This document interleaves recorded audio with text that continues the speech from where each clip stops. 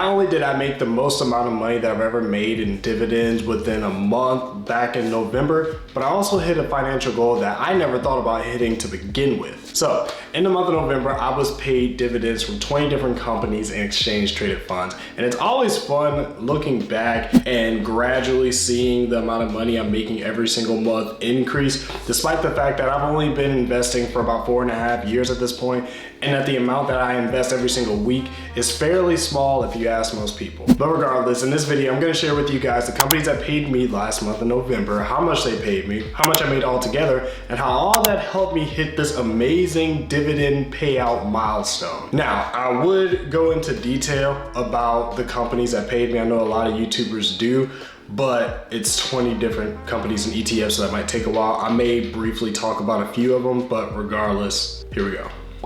Gotta find them. All right, so in the month of November, I started off by getting paid $1.73 from AT&T, $2.62 from Verizon Wireless, $1.22 from CVS, 77 cents from what I believe is the Global X Super Dividend US ETF. It's always beneficial to know what you're investing into, so that's something I gotta work on. Might be investing in a little bit too much.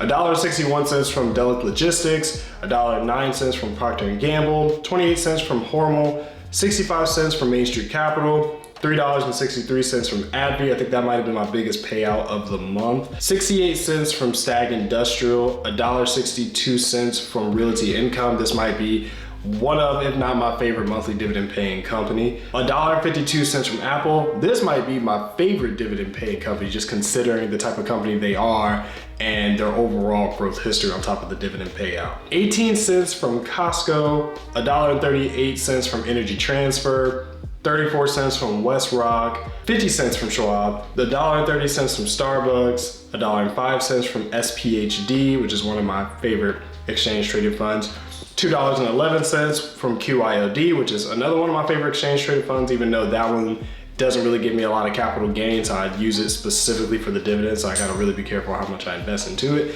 And last but not least, $1.91 from UPS, which in total paid me a little over $26. And that amount for a monthly payout may not seem sexy to a lot of you guys, and that's all good, but let's again talk about how this actually benefited me and helped me hit a goal that I never thought about. So 2023 has really been a growing year for me as far as how much I've been making in dividends. And as a matter of fact, that $26 happens to be not only the most that I've made in a month within this year so far, but it happens to be the most that I've made by far. It's really cool looking back and seeing that it was only a few years ago where my portfolio was only averaging a little over $6 a month and about $77 a year, and now I'm averaging over $21 a month. So I've come really far. And that's despite the fact that I only invest about $25 a week, which is a lot lower than most people. And that's perfectly fine, because I'll be honest with you guys, like the average person out there, I have bills to pay, I have debt, I got a lot of other things going on. I'm just lucky enough to,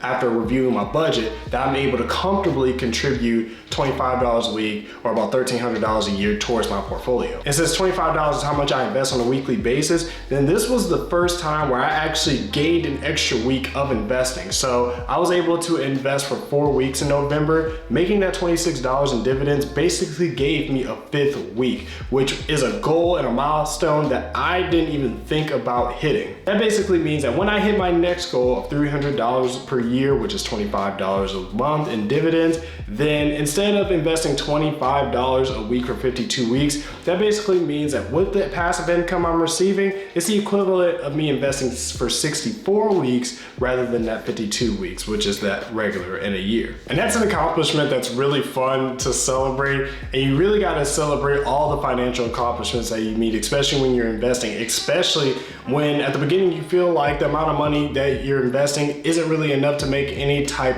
of payout, whether it's $50 a week or $5 a week. But whenever you do start investing, seeing how much you could potentially generate over the next 5 to 10 years hopefully continues to motivate you to keep investing with whatever amount that you can until you're able to alter your lifestyle to where you can invest even more. But of course, the most exciting, and I say that sarcastically, part of investing, whether it's dividends or just regular stocks, is the research.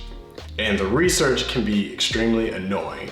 Even with me investing for the past almost 5 years, there's a lot I still need to work on. But don't worry, in this video, I talk about the one super simple rule, especially for new beginners, that makes dividend research so easy. It's insane, I promise you. So make sure you check out this video. Hopefully you enjoyed this video. I appreciate you guys watching as always. And until next time, take care.